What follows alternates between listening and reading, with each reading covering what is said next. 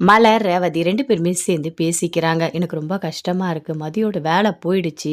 அத நெனச்சா எனக்கு ரொம்ப ரொம்ப கஷ்டமா இருக்கு அப்படின்னு சொல்றாங்க மலர். இப்போ நீங்க என்ன பண்றீங்க? எப்படியாவது மதிய உட்கார வச்சு ஆறுதல் சொல்லுங்க. அதுக்கப்புறம் எதுவா இருந்தாலும் பார்த்துக்கலாம். மதிய அழ மட்டும் விடாம பார்த்துக்கங்க அப்படின்னு ரேவதி சொல்றாங்க. சரி நான் போயிட்டு சுரேஷ கூட்டிட்டு வர சொல்றேன் அப்படின்னு சொல்லிட்டு மதி ஃபோன் பண்றாங்க. சுரேஷ் கிட்ட நடந்த எல்லாத்தையுமே சொல்றாங்க.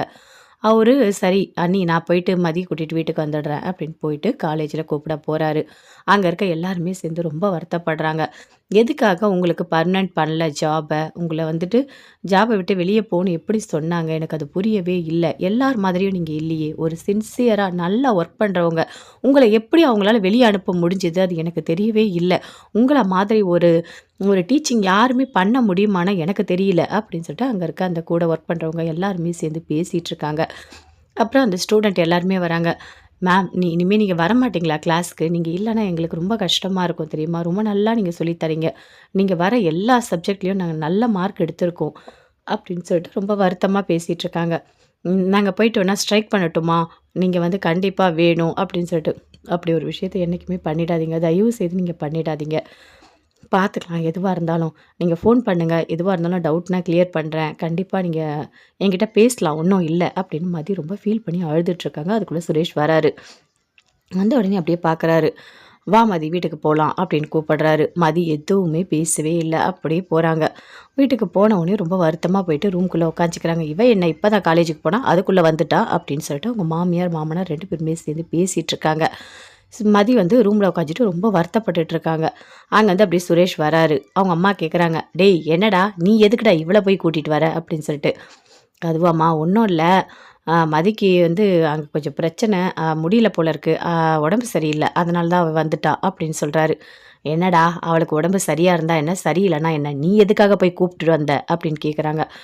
"அம்மா எனக்கு அண்ணி ஃபோன் பண்ணாங்கம்மா போயிட்டு மதிய கூப்பிட சொல்லி. அதனால தாம்மா நான் போனேன். சரி எனக்கு கொஞ்சம் வேலை இருக்கு. நான் போயிட்டு வரட்டா?" அப்படின்னு சொல்லிட்டு அங்க வந்து அப்படியே சுரேஷ் போறாரு. இவன் என்னங்க இவள போய் கூட்டிட்டு வந்திருக்கான். எனக்கு ஒண்ணுமே புரியல. இந்த மலர் எதுக்காக இப்படி பண்றா? "ஏ மலர் இங்க வா" அப்படின்னு அவங்க மாமியார் கூப்பிடுறாங்க. வந்து "சொல்லுங்க அத்தை என்ன?" அப்படின்னு கேட்குறாங்க.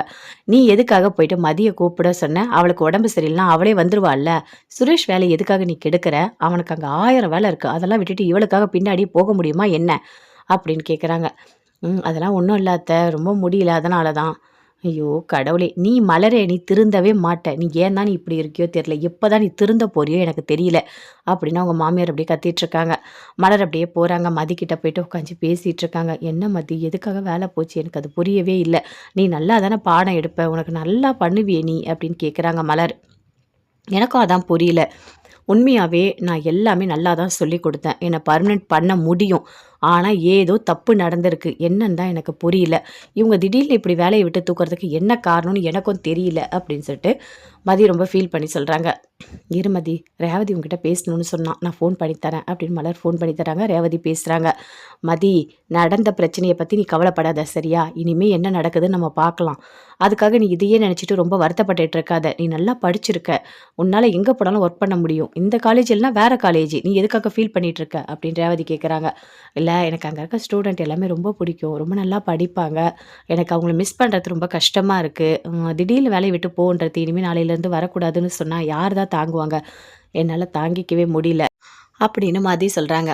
"சரி நான் சொல்றத கேளு மதி ப்ளீஸ். கொஞ்சம் அழாத, கொஞ்சம் பொறுமையா இரு. இது என்ன பிரச்சனை? எதனால இந்த வேல போயிடுச்சு? எல்லாமே நம்ம கண்டுபிடிக்கலாம்." அப்படின்னு ரேவதி சொல்றாங்க. அவங்க அங்க இருக்க அந்த டிபார்ட்மெண்ட்ல இருக்கவங்கலாம் சேர்ந்து தான் இந்த முடிவு எடுத்தாங்கன்னு சொல்றாங்க. ஆனா, அங்க இருக்கவங்க எல்லாருமே நல்லவங்க தான். கண்டிப்பா இப்படி ஒரு முடிவு குடுக்க வாய்ப்பே இல்ல அப்படின்னு மதி சொல்றாங்க. "சரி மதி பார்க்கலாம் இரு. சரியா? நீ வருத்தப்படாத. நான் ஃபோன வைக்கிறேன்" அப்படின்னு ரேவதி ஃபோன வைக்கிறாங்க. மதி ரொம்ப வருத்தப்படுறாங்க. அப்படியே மலர் கிட்ட வந்து கண்ணெல்லாம் துடைக்கிறாங்க. "மதி நீ அழாத. பார்த்துக்கலாம் விடு எதுவா இருந்தாலும்.